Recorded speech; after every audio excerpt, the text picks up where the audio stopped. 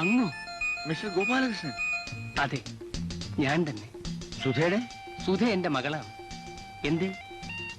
What A great surprise. ജീവിതം ഒരു വലിയ തമാശയാണെന്ന് തോന്നുന്നു. എന്തു പറ്റി സാർ? ഇരിക്കൂ, പറയാം. സോറി, ഇരിക്കാൻ പറയേണ്ടത് ഞാനായിരുന്നു. ആദ്യമായി ഇവിടെ വന്നിട്ട് ഒരു ചായ വേണമെന്ന് പോലും ചോദിച്ചില്ല. ലക്ഷ്മി, ഇതാരാണെന്ന് നോക്കൂ. മേനോൻ ചേട്ടനാ. എത്ര നാളായി കണ്ടിട്ട്. എന്താ ഇങ്ങോട്ടൊക്കെ വരാൻ തോന്നിയത്? ദൈവഹിതമാണെന്ന് തോന്നുന്നു. എല്ലാം ഒരു നാടകം പോലെ. But I am very very happy, you know. ഒരു മിനിറ്റ്, ഇപ്പൊ ചായ കൊണ്ടുവരാം. ചായയുടെയും കാപ്പിയുടെയും ഒക്കെ കാര്യം പിന്നെ പറഞ്ഞു.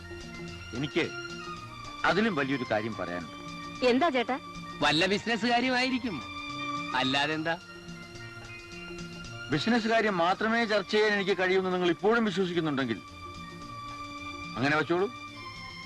ബട്ട് യു സീ, ഞാൻ നിങ്ങളുടെ ബന്ധുവാകാൻ പോകും. എന്താ തമ്മിൽ നോക്കുന്നത്? ഞാൻ വന്നത് എന്റെ മകന് വേണ്ടി ഒരു കന്യാദാനം ചോദിക്കാനാണ്. സുധയെ. സത്യത്തിൽ? ലക്ഷ്മി, ചായ കൊണ്ടുവാ. മിസ്റ്റർ കൃഷ്ണമേനോൻ, ക്ഷമിക്കണം, ഈ ആലോചന എനിക്ക് തൃപ്തികരമല്ല. എന്തേ അങ്ങനെ പറയാൻ? നിങ്ങളുടെ ആ വലിയ വീട്ടിൽ ഒരു പെണ്ണിനും സുഖവും സംതൃപ്തിയും ലഭിക്കില്ല. മിസ്റ്റർ ഗോപാലകൃഷ്ണൻ. സത്യമാണ് മിസ്റ്റർ മേനോൻ. നിങ്ങളുടെ ഭാര്യ അനുഭവിച്ച ദുരിതങ്ങൾക്ക് ഞാനും ഒരു അകന്ന സാക്ഷിയായിരുന്നല്ലോ. നിങ്ങളെ സ്നേഹിക്കാൻ മാത്രം അറിയാമായിരുന്ന സ്ത്രീ, സർവ്വ സൗഭാഗ്യങ്ങളും നിങ്ങൾക്ക് വേണ്ടി വലിച്ചെറിഞ്ഞ് നിങ്ങളുടെ പിറകെ ഇറങ്ങി തിരിച്ച ജാനകി. അവൾക്ക് എപ്പോഴെങ്കിലും ഒരു നിമിഷ നേരത്തേക്കെങ്കിലും ഒരല്പം ആനന്ദം നൽകാൻ നിങ്ങൾക്ക് കഴിഞ്ഞോ മിസ്റ്റർ മേനോൻ?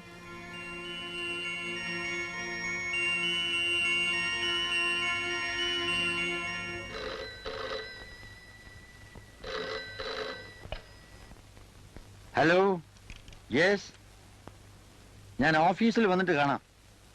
ചേട്ടാ കാപ്പി. നിങ്ങൾ 11 മണിക്ക് കറക്റ്റായിട്ട് ഓഫീസിൽ വരൂ. I will be there. Okay? കാപ്പി. Hello, no no, I am sorry. നിന്ന് തിരിയാൻ സമയമില്ല. അബദ്ധം പറ്റി പോയതാ, ക്ഷമിക്കണം. ഒരു 3 ദിവസം അവധി തരൂ. Then I shall try.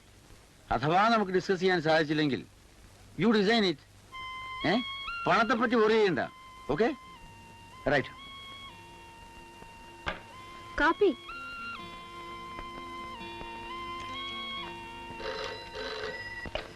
Hello, ഞാൻ കുളിക്കുകയാണെന്ന് പറ. കുളിച്ചുകൊണ്ടിരിക്കുകയാണ്, പിന്നീട് വിളിക്കാൻ പറഞ്ഞു.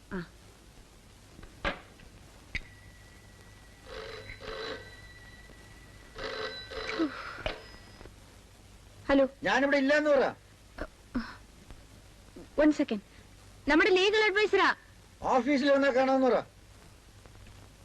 ഹലോ, ഓഫീസിൽ വന്നാ കാണാന്ന് പറഞ്ഞു. ചേട്ടാ, ഈ കാപ്പി തണുത്തു പോയി. ഞാൻ വേറെ കൊണ്ടുവരാം, കഴിച്ചിട്ടേ പോകാവേ. Yes, your owner.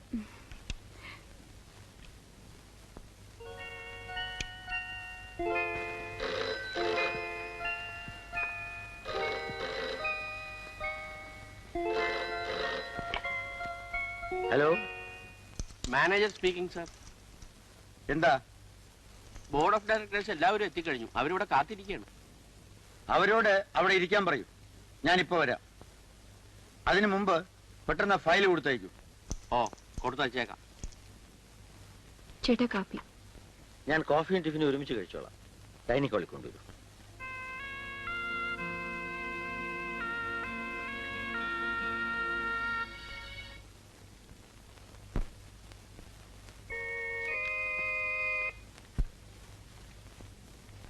പാവം കൊച്ചമ്മ കാപ്പി എടുത്തു വെച്ച് മുകളിൽ ചെന്നപ്പോ ആളിനെ കാണുന്നില്ല.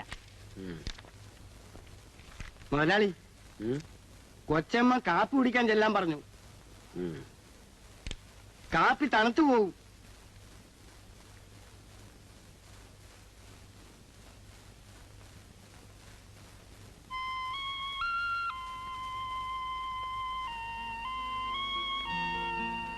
എന്താ പറഞ്ഞില്ലേ? പറഞ്ഞു. പക്ഷെ ആര് കേൾക്കാനാ? ഫയലിൽ നിന്ന് തലപൊക്കി നോക്കിയിട്ട് വേണ്ടേ?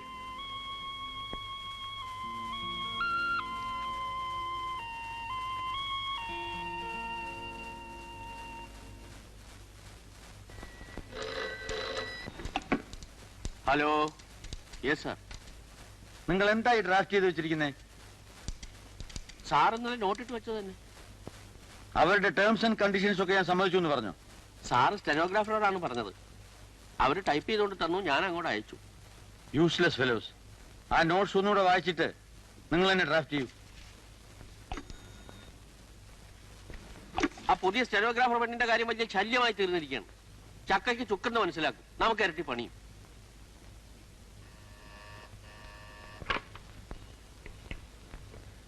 ഹലോ. ചേട്ടാ, എന്താ മോളെ? ചൂടാറിയ ഇഡ്ഡലി തിന്നാൻ കൊള്ളില്ല. ഞാൻ ബിസിയാണ് കുട്ടി. ഇഡ്ഡലിയുടെ ചൂട് നോക്കിയിരിക്കാൻ നിവൃത്തിയില്ല. 1000 കാര്യങ്ങൾ ചെയ്തു തീർക്കാനുണ്ട്. അതൊക്കെ എനിക്കും അറിയാമല്ലോ.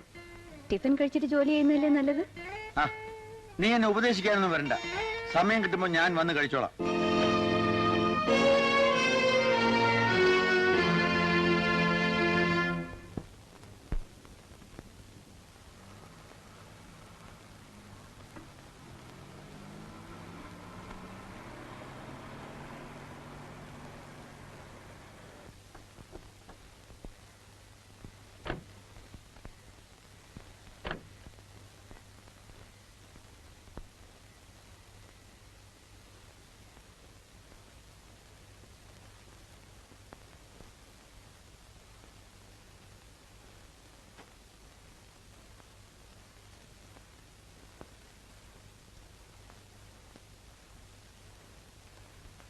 കൊച്ചമ്മ, കൊച്ചമ്മ, മുതലാളി വന്നു.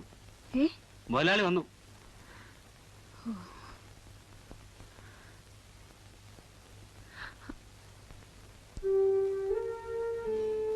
ഒന്നും കഴിക്കാതെ കിടപ്പായോ?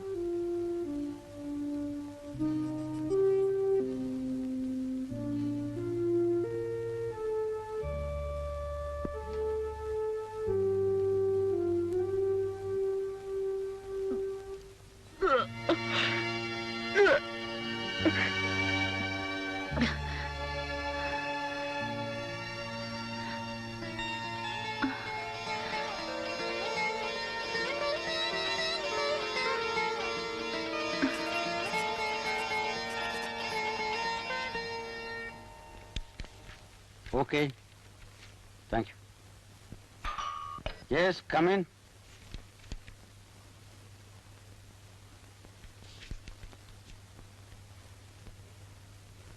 മാസത്തിൽ 2 കാഷ്വൽ ലീവെങ്കിലും എടുത്തില്ലെങ്കിൽ മിസ്റ്റർ ഗോപാലകൃഷ്ണന് മനസ്സമാധാനം ഉണ്ടാവില്ല. മനുഷ്യനായാൽ അവന്റെ വീട്ടുകാര്യം കൂടെ നോക്കണ്ടേ? അത് ശരി. അപ്പൊ വീടും കുടുംബവും ഒക്കെ നിങ്ങൾക്ക് മാത്രമേ ഉള്ളൂ? അതല്ല, എന്നെ പോലെ ചിലർക്ക് വീട്ടുകാര്യങ്ങളൊക്കെ നേരിട്ട് അന്വേഷിച്ചെങ്കിലേ മനസ്സിന് തൃപ്തിയാവും. ശരി, ആയിക്കോട്ടെ.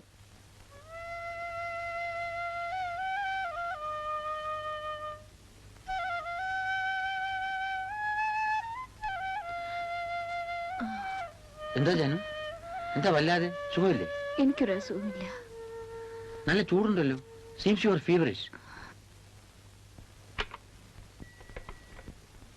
മാനേജർ, ഡോക്ടറെ ഒന്ന് കണക്ട് ചെയ്തു തരൂ. ആ ജാനു, ഞാനൊരു കാര്യം പറയാൻ മറന്നുപോയി. ഇന്ന് വൈകിട്ടത്തെ ഫ്ലൈറ്റിന് എനിക്ക് ഡൽഹിക്ക് പോകണം. 2 ആഴ്ചക്കകം പ്രസവം നടക്കുമെന്നാ ഡോക്ടർ പറഞ്ഞത്. Very good. എന്തെങ്കിലും അത്യാവശ്യം ഉണ്ടെങ്കിൽ ലൈറ്റ്നിങ് കോൾ ബുക്ക് ചെയ്താൽ മതി. ഞാൻ പറഞ്ഞിങ്ങെത്തും. മുതലാളി, ഹൗസിംഗ് ബോർഡ് ചെയർമാൻ താഴെ വന്ന് കാത്തിരിക്കുന്നു. അവിടെ ഇരിക്കാൻ പറയും. രാമപിള്ളേ, എന്തോ? ഞാൻ ഡോക്ടറെ കണക്ട് ചെയ്ത് തരാൻ മാനേജരോട് പറഞ്ഞിട്ടുണ്ട്. ഫോൺ വന്നാൽ ഡോക്ടറോട് പറയണം കൊച്ചമ്മയ്ക്ക് സുഖമില്ല, ഉടനെ വരാൻ. മാത്രമല്ല ദിവസവും ഒന്ന് നോക്കണമെന്ന് പറയണം. ശരി മുതലാളി. നിങ്ങളും പുറത്തേക്കെങ്കിലും പോകരുത്. ഇവിടെ തന്നെ ഉണ്ടായിരിക്കണം. പ്രത്യേകം ശ്രദ്ധിക്കണം.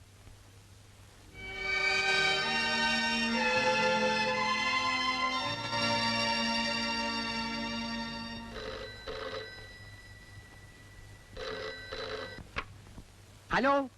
കൊടുക്കണം. ഡോക്ടർ സാറല്ലേ? മുതലാളി ഡൽഹിക്ക് പോവുകയാണ്. കുറേശ്ശെ പനിയുണ്ട്, ഉടനെ വരണം. അല്ലല്ല, പനി കൊച്ചമ്മയ്ക്കാണ്. ഓ,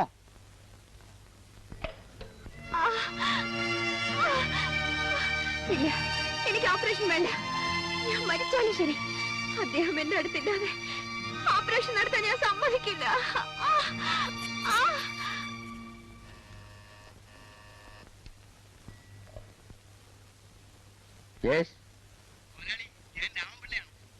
എന്താ രാമപിള്ളേ? ഇല്ല, വിഷമിക്കാനൊന്നുമില്ല. കൊച്ചമ്മയ്ക്ക് എന്താ എന്താ രാമപിള്ള കൊച്ചമ്മയ്ക്ക്? പ്രസവവേദന തുടങ്ങി. എന്നിട്ട് ഡോക്ടർമാര് പറഞ്ഞു എന്തോ കുട്ടിയുടെ കിടപ്പ് ശരിയല്ല, ഓപ്പറേഷൻ വേണ്ടി വരുമെന്ന്. എന്നാൽ ഉടനെ നടത്താൻ പറയൂ. ഇതെല്ലാം വച്ച് താമസിപ്പിക്കാനുള്ള കാര്യങ്ങളാണ്. ആ ഡോക്ടർമാർക്ക് എന്താ ബോധമില്ലേ? കൊച്ചമ്മ പറയുന്നത് മുതലാളി അടുത്തില്ലാതെ ഓപ്പറേഷൻ സമ്മതിക്കില്ലെന്നാണ്. പാവം, പേടിച്ചിട്ടാവും. എനിക്കിന്ന് വൈകുന്നേരം അത്യാവശ്യമായിട്ടൊരു മീറ്റിംഗ് ഉണ്ട്. അത് കഴിഞ്ഞ് വല്ല നിവൃത്തി ഉണ്ടെങ്കിൽ ഞാൻ ഈവനിങ് ഫ്ലൈറ്റിൽ അവിടെ വരും. അഥവാ ഞാൻ എത്തിയില്ലെങ്കിലും ഓപ്പറേഷന് സമ്മതിക്കാൻ അവളോട് പറയൂ. ശരി മുതലാളി. ഞാൻ പറഞ്ഞു എന്ന് പറയൂ. നോക്കൂ, ഭർത്താവ് നിർബന്ധിച്ച് പറഞ്ഞിരിക്കുകയാണ് ഓപ്പറേഷൻ നടത്തണമെന്ന്. അദ്ദേഹം ചിലപ്പോൾ വരാൻ വൈകിയേക്കും എന്ന് വെച്ച് ഓപ്പറേഷൻ വൈകിക്കരുതെന്ന് അദ്ദേഹം പറഞ്ഞതായി പ്രത്യേകം പറയാൻ പറഞ്ഞു. അപ്പോ ഓപ്പറേഷൻ സമയത്ത് അദ്ദേഹം അടുത്തുണ്ടാവില്ല അല്ലേ? ഡോക്ടർ വരില്ലെന്ന് തീർത്ത് പറഞ്ഞു.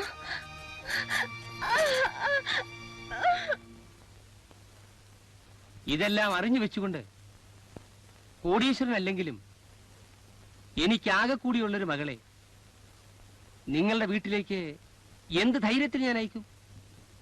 ഞാനൊന്ന് പറഞ്ഞോട്ടെ. വിധി വൈപരീത്യം കൊണ്ടാണെങ്കിലും ജീവിതത്തിൽ കൊടുങ്കാറ്റുകളും തകർച്ചകളും നേരിട്ടവന് മാത്രമേ ജീവിതത്തെ ജീവിതമായി കാണാൻ കഴിയൂ. ഞാൻ ജീവിതത്തിന്റെ എല്ലാ മുഖങ്ങളും കണ്ട് തികച്ചും മനുഷ്യനായി തീർന്നവന്. ഒരു വാക്ക് ഞാൻ തരാം, നിങ്ങളുടെ മകൾക്ക് എന്റെ വീട്ടിൽ ഒരു ദുഃഖവും ഉണ്ടാവില്ല. ഞാനിത് വിശ്വസിക്കുന്നില്ല മിസ്റ്റർ മേനോൻ. പാരമ്പര്യത്തിന്റെ എല്ലാ രോഗവും കുടുംബത്തിലെ സന്തതികൾക്കുണ്ടായിരിക്കും. സമ്പാദ്യത്തിന്റെ പിറകെ പോവുക ഏറ്റവും വലിയ രോഗമാണ്. കോടിക്കണക്കിന് രൂപ സമ്പാദിച്ചു കൊടുക്കുന്ന ഒരു ബിസിനസ്മാനേക്കാൾ രണ്ട് നല്ല വാക്ക് പറയുന്ന സ്നേഹമുള്ള ഒരു ഭർത്താവിനെയാണ് എന്റെ മകൾക്ക് ആവശ്യം. മിസ്റ്റർ ഗോപാലകൃഷ്ണൻ, സാഹചര്യങ്ങളുടെ സമ്മർദ്ദത്തിൽപ്പെട്ട് തെറ്റ് ചെയ്തു പോയ ഒരുത്തിനെ തെറ്റുകാരനായി മാത്രമേ കാണാൻ കഴിയുമെങ്കിൽ ഞാൻ സമ്മതിച്ചു. പക്ഷേ ഒന്ന് നിങ്ങൾ മനസ്സിലാക്കണം, ലക്ഷപ്രഭുക്കളുടെ മക്കളെ എന്റെ മകന് കിട്ടാഞ്ഞിട്ടോ എന്റെ ലക്ഷ്യങ്ങളിൽ നിങ്ങളുടെ ലക്ഷ്യങ്ങൾ ചേർക്കാനോ അല്ല ഞാൻ വന്നത്. അവർ സ്നേഹിക്കുന്നു. അവൾക്ക് വേണ്ടി അവൻ മരിക്കാൻ തയ്യാറായി.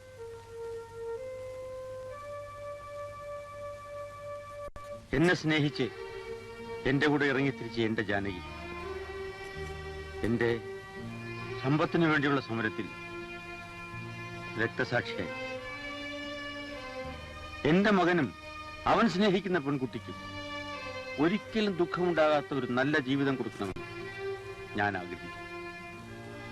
അതിനുവേണ്ടി മാത്രം ഞാൻ ഇവിടെ വന്നു. ഇതേപ്പറ്റി ഇനിയും ചിന്തിക്കണമെങ്കിൽ ചിന്തിച്ചോളൂ.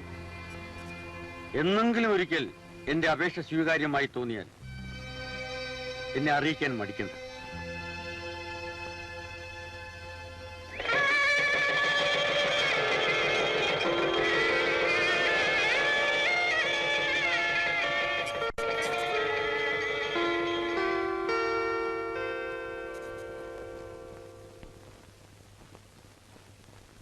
വേണു,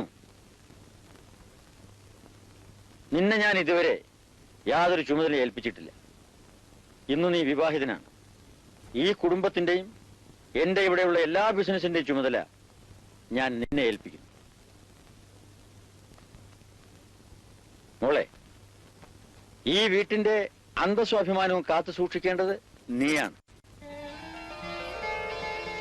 ഞാൻ കുറെ നാൾ എസ്റ്റേറ്റിലായിരിക്കും.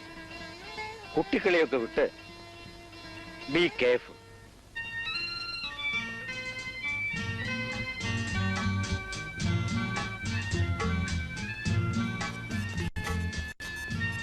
ചേട്ടാ, ചേട്ടാ, കോഫി ഉം? എണീറ്റ് കഴിക്കൂ ചേട്ടാ. സുധേ, ഭാര്യ ഭർത്താക്കന്മാരായാൽ എല്ലാ കാര്യത്തിലും 50-50 ആയിരിക്കും. വഴക്ക് കൂടുന്നതിലും സ്നേഹിക്കുന്നതിലും എല്ലാം. ആയിക്കോട്ടെ. ഇന്ന് നമുക്ക് കോഫിയിൽ ആരംഭിക്കാം. നീ പകുതി കുടിച്ചിട്ട് ബാക്കി എനിക്ക് തന്നാൽ മതി. അത് വേണ്ട, പകുതി കഴിച്ചിട്ട് പകുതി തന്നാ മതി. ഉം. അത് പറ്റില്ല. എനിക്ക് കോഫിയിൽ മധുരം കൂടുതൽ വേണം. നീ കുടിച്ചു കഴിയുമ്പോ നിന്റെ ചുണ്ടിന്റെ മധുരം കൂടി അതിൽ ചേരും. മതി വാചകം. അതെ, ഇന്നെന്താ പ്രോഗ്രാം? ഓഫീസിൽ പോണ്ടേ? ഓഫീസോ? ബോറ്. പുതുതായി വിവാഹം കഴിച്ച ഒരുത്തൻ ഓഫീസിൽ പോയിട്ട് എന്ത് ചെയ്യാനാ? വെറുതെ സമയം കൊല്ലാം. സന്തോഷമായിട്ട് സമയം കൊല്ലാൻ നീ ഇവിടെ ഉള്ളപ്പോ ഞാൻ എന്തിനാ ഓഫീസിൽ പോന്നെ?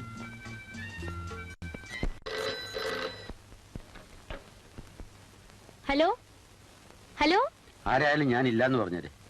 ഞാനാണ് മാനേജർ. മാനേജറാണ് ഓഫീസിൽ നിന്ന്. ഓ, ഈയുടെ കാര്യം വലിയ ശല്യമായല്ലോ. ഇങ്ങനൊരു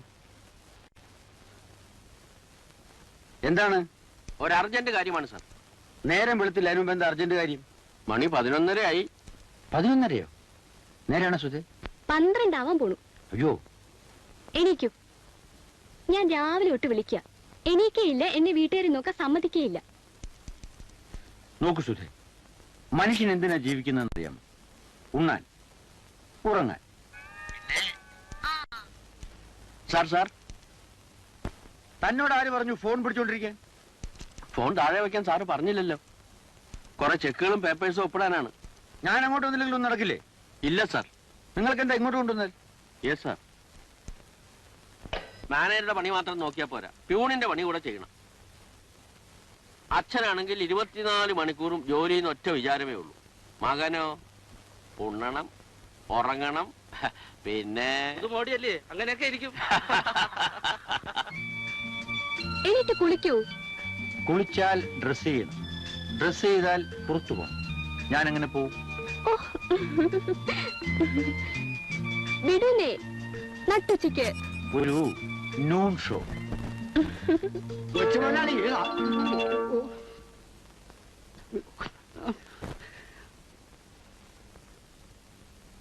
എന്ത് വേണോ എനിക്ക്? എനിക്ക് പ്രത്യേകമായി യാതൊന്നും വേണ്ട. അനധികൃതമായി പ്രവേശിച്ച് തെറ്റാണെന്നും എനിക്കറിയാം. കാര്യം പറയടോ. ഓഫീസ് മാനേജർ ഒരു കെട്ട് കടലാസുകളും ഫയലുകളുമായി താഴെ കാത്തു നിൽക്കുന്നു. ഞാൻ ഉടനെ താഴെ വന്ന അയാളെ മുഖം കാണിക്കണമായിരിക്കും. വേണ്ട sir, take your own time. താൻ പോയി അയാളോട് അവിടെ ഇരിക്കാൻ പറയൂ. Yes sir. വെളിയിൽ നിന്നും കുറ്റിയിടണോ? എനിക്ക് പുറത്ത് കിടക്കണ്ടായിരിക്കും. തട്ടിയാൽ തുറക്കാം. താൻ പോടോ.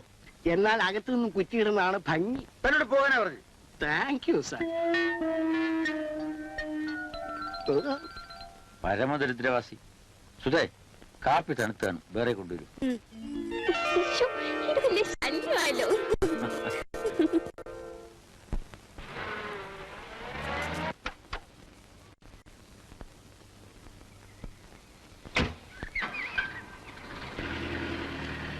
Good morning sir. Good morning. ഞങ്ങൾ AU അസോസിയേഷൻ മെമ്പേഴ്സ് ആണ്. AU association. അതെ sir, association of the educate unemployed. I wish you all the best. അതിനിപ്പോ ഞാൻ എന്ത് വേണമെന്നാണ്? RK ഫിഷറീസിലെ മിസ്റ്റർ മുഹമ്മദിന്റെ മകൻ ഞങ്ങൾക്ക് 10,000 രൂപ തന്നു. അബ്ദു 10,000 തന്നു. എന്നാൽ ഞാൻ 11,000 തന്നിരിക്കുന്നു. Thank you sir. ചെക്ക് ഓഫീസിൽ നിന്ന് വാങ്ങിച്ചോളൂ. വരൂ.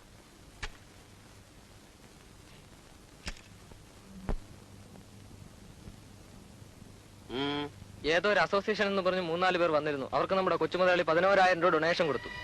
എന്തിന് 14,000? 11 ലക്ഷം വേണമെങ്കിൽ കൊടുക്കാമല്ലോ. ആർക്ക് നഷ്ടം? അദ്ദേഹം പാടുപെട്ട് കുറച്ച് കാശുണ്ടാക്കി അത് മകനെ ഏൽപ്പിക്കും. മകൻ അതെല്ലാം കളഞ്ഞു കുളിച്ച് IP അസോസിയേഷനിൽ അംഗമാവും. എന്ന് വെച്ചാൽ പാപ്പർ സൂട്ട് കൊടുക്കുന്ന അർത്ഥം.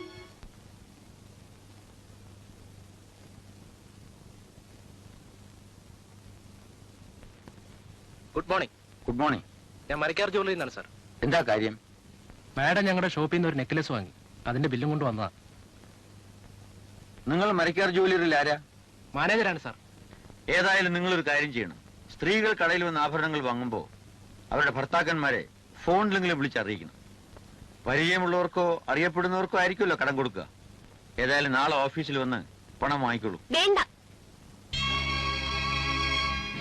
ഈ പണത്തിന് വേണ്ടി ഓഫീസിൽ പോയിട്ട് ആവശ്യമില്ല.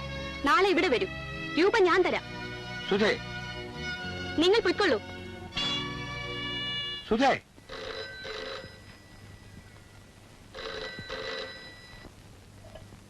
ഹലോ ഡാഡി, എന്താ മോളെ? എനിക്ക് ഉടനെ ഒരു 5000 രൂപ വേണം. എന്തിന്? അത് പിന്നീട് പറയാം. കൂടിയേ തീരൂ. ഉടനെ എത്തിക്കുകയും വേണം. ശരി, സമ്മതിച്ചു. പക്ഷെ അത് എന്തിനാണെന്ന് ഞാൻ കൂടി അറിയണ്ടേ? എന്തിനാണെന്ന് തീർത്ത് പറയാതെ ഡാഡി തരില്ല. വിവാഹിതയായ ഒരു പെണ്ണിന് അവളുടെ ഭർത്താവ് അറിയാതെ പൊന്നും പണവും ഒന്നും കൊടുക്കുന്നത് ശരിയല്ല.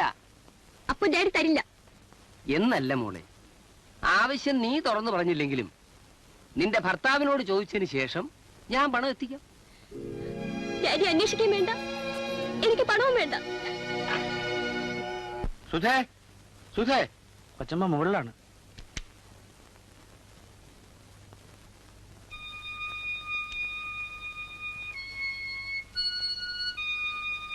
സുധേ, നിനക്ക് ഇപ്പോഴും എന്നോട് ദേഷ്യമാണോ? എന്തിന്? എന്റെ വിധി ഇങ്ങനെ ആയതിന് മറ്റാരോട് ദേഷ്യപ്പെടാൻ? അന്ന് ഞാൻ എന്തുകൊണ്ട് അങ്ങനെ ചെയ്തു എന്ന് മനസ്സിലാക്കാൻ നീ ആഗ്രഹിച്ചോ? എനിക്ക് നല്ലതുപോലെ മനസ്സിലായി. അനുവാദം ചോദിക്കാതെ ഞാനത് വാങ്ങി. അതിഷ്ടപ്പെട്ടില്ല, മടക്കി കൊടുത്തയച്ചു. അത്ര തന്നെ. അന്ന് നീ ആ നെക്ലസ് വാങ്ങിക്കൊണ്ട് വരുമ്പോ എന്റെ സമ്പാദ്യമായി നയാ പൈസ ഉണ്ടായിരുന്നില്ല. ഇന്നിതാ ഞാൻ ഉണ്ടാക്കിയ പണം കൊണ്ട് അതേ നെക്ലസ് ഞാൻ വാങ്ങിക്കൊണ്ടു വന്നു. നോക്ക്, അന്ന് 11,000 രൂപ ഞാൻ സംഭാവന ചെയ്തതിനെ പറ്റി ഓഫീസിലുള്ളവർ ആക്ഷേപിക്കുന്നത് കേട്ടപ്പോൾ എന്റെ മനസാക്ഷി ഉണർന്നു. മറ്റുള്ളവർ സമ്പാദിക്കുന്ന പണമെടുത്ത് കണ്ടമാനം ചിലവാക്കുന്നത് അന്തസ്സുള്ള പ്രവൃത്തിയല്ലെന്ന് എനിക്ക് മനസ്സിലായി. ഞാനൊന്ന് ചോദിച്ചോട്ടെ, ഞാൻ കഷ്ടപ്പെട്ടുണ്ടാക്കുന്ന കാശുകൊണ്ട് ജീവിക്കുന്നതാണോ നിനക്ക് സന്തോഷം, അതോ അച്ഛന്റെ പണം ധൂർത്തടിക്കുന്നതാണോ? എന്നോട് ക്ഷമിക്കൂ, ഞാൻ ഇത്രയൊക്കെ ചിന്തിച്ചില്ല. ക്ഷമിക്കാനോ? സ്നേഹിക്കുന്നവർ തമ്മിൽ ക്ഷമ ചോദിക്കലുമില്ല, മാപ്പ് കൊടുക്കലുമില്ല.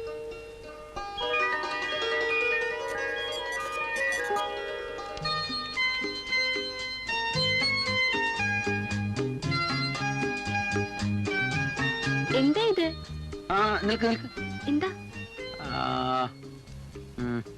ഒരല്പം കൂടി ലജ്ജ വേണം. സുധേ, നീ എന്തിനിങ്ങനെ ലജ്ജിക്കുന്നു? കളഞ്ഞല്ലോ. എനിക്കറിഞ്ഞുകൂടെ ചേട്ടാ. അങ്ങനെ പറയൂ. എനിക്ക് അറിഞ്ഞൂടെ ചേട്ടാന്നു? ഈശ്വരനെ ഓർത്ത് ഞാൻ പറയുന്ന ഒന്ന് അനുസരിക്കും. നല്ലപോലെ ലജ്ജിച്ച് ഞാൻ ചോദിക്കുമ്പോ എനിക്കറിഞ്ഞുകൂടെ ചേട്ടാ എന്ന് മറുപടി പറയും. എങ്ങനെ? സുധേ, നീ എന്താ ഇങ്ങനെ ലജ്ജിക്കുന്നത്? ആര് പറഞ്ഞു എനിക്ക് ലജ്ജയാണെന്ന്?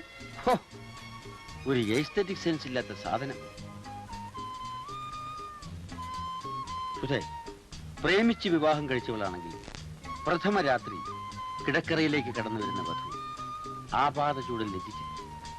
പ്രഥമ രാത്രി? എന്നങ്ങ് വെച്ചോ, എന്നിട്ടങ്ങ് ലജ്ജിച്ചോ. ലജ്ജിക്കാൻ പറഞ്ഞിട്ട് നിന്ന് വിളിക്കുന്നു. ലജ്ജിക്ക്. തലയിലെഴുത്ത് ഇതാ. Correct, very good. പക്ഷെ മനസ്സിൽ ലജ്ജ തോന്നണ്ടേ?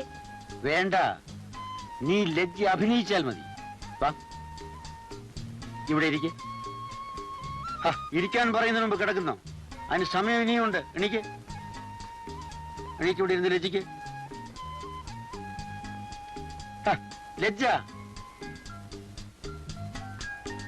ദമ്പതികളായാൽ എല്ലാം 50-50. പഴവും കഴിച്ചോളൂ. ഇവിടെ കുളി തെറ്റി. അപ്പോഴാ ഒരാൾക്ക് first night. You mean to say I am going to become a father? ഞാനൊരു അച്ഛനാകാൻ പോകുന്നു. ഒരു സംശയം. മൈ ഗോഡ്, സുധേ, ഇത് നേരത്തെ എന്തുകൊണ്ട് പറഞ്ഞില്ല? അതിന് പറയാറാകണ്ടേ? Come on, let us go to a doctor. ഈ രാത്രിയിലോ? അതെ, ഡോക്ടറെ കണ്ട് ഉടനെ കൺഫേം ചെയ്യണം. മാത്രമല്ല, കുഞ്ഞാണാണോ പെണ്ണാണോ എന്ന് അറിയണം. വേണ്ട, നാളെ രാവിലെ ഡോക്ടറെ കാണാം. You do not know how much excited I am. Just a second. Hello, അകത്ത് മോനാണോ മോളാണോ? ഒരു കള്ളി.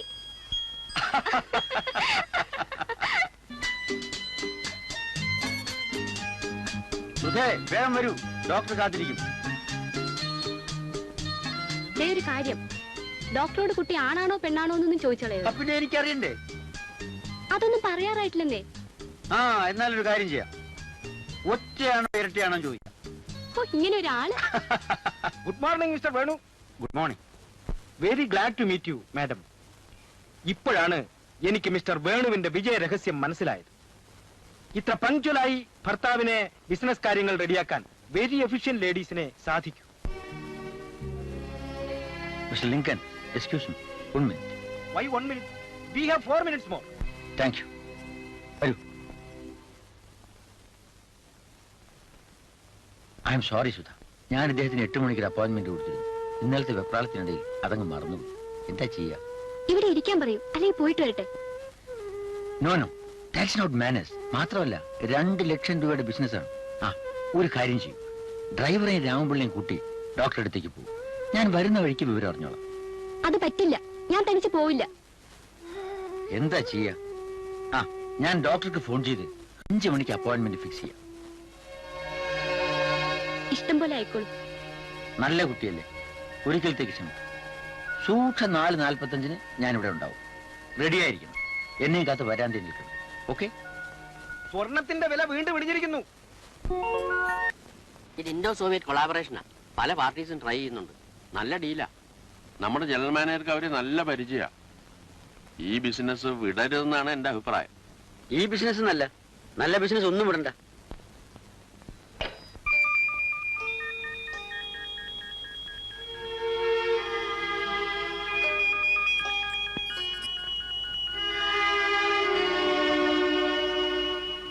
ഡെലിഗേറ്റ്സ് എല്ലാം മസ്കറ്റ് ഹോട്ടലിലാണ് താമസിക്കുന്നത്. I see. വൈകിട്ടത്തേക്ക് അപ്പോയിന്റ്മെന്റ് ഫിക്സ് ചെയ്തിട്ടുണ്ട്. ഞാൻ പൊയ്ക്കോളാം. ഓ,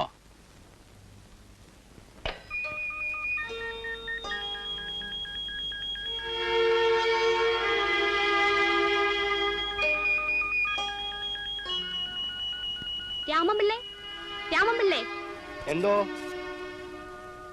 4:45 എത്താന്ന് പറഞ്ഞ ആളിനെ 5 മണിയായിട്ടും കാണുന്നില്ലല്ലോ. ഇപ്പൊ ഡോക്ടർ കാത്തിരിക്കാവും. ബിസിനസ് കാര്യങ്ങൾക്കിടയിൽപ്പെട്ട് മറന്നുപോയോ എന്തോ. വലിയ മുതലാളി ഇങ്ങനെ തന്നെയാ. ഒന്ന് ഫോൺ ചെയ്ത് നോക്കിയാലോ?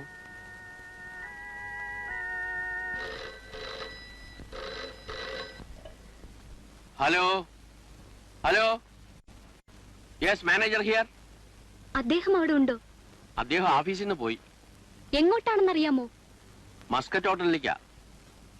അവിടെ റഷ്യൻ ഡെലിഗേറ്റ്സുമായി അല്പം ബിസിനസ് സംസാരിക്കാൻ വേണ്ടി പോയതാ. വൈകുന്നേരം ഓഫീസിൽ നിന്ന് നേരെ ഇങ്ങോട്ട് വരാന്നാണല്ലോ പറഞ്ഞിരുന്നത്. ഇത് അത്യാവശ്യ കാര്യമായതുകൊണ്ട് നേരെ അങ്ങോട്ട് പോയതായിരിക്കും.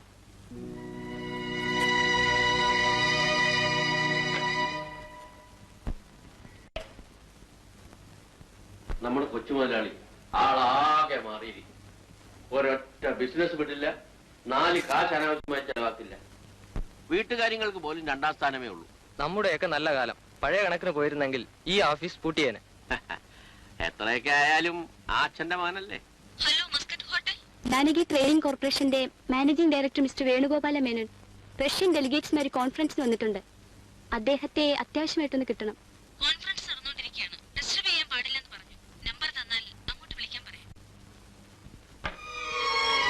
Conference ആണത്രേ, conference. 5 മണി മുതൽ ഡോക്ടർ കാത്തിരിക്കുകയാണ്. കോൺഫറൻസും ബിസിനസ്സും മതിയല്ലോ, മനുഷ്യരെ വേണ്ടല്ലോ. അച്ഛന്റെ മകൻ എന്ന് പറഞ്ഞാൽ അസൽ അച്ഛന്റെ മകൻ തന്നെ. കളിയും ചിരിയും ഡാൻസും പാട്ടുമായിട്ട് നടന്നതാണ്. ഇങ്ങനെ ഒരു മാറ്റം വരുമെന്ന് സ്വപ്നത്തിൽ ഈ രാമൻപിള്ള പോലും വിചാരിച്ചതല്ല. എല്ലാം കുഞ്ഞിന്റെ ഭാഗ്യം തന്നെ. ഭാഗ്യം? ഇങ്ങനെ ഒരു ഭാഗ്യമേ എനിക്ക് വേണ്ട. പണം ഉണ്ടാക്കുന്നത് അതിൽ മനുഷ്യരായിട്ട് മൂടാനായിരിക്കും.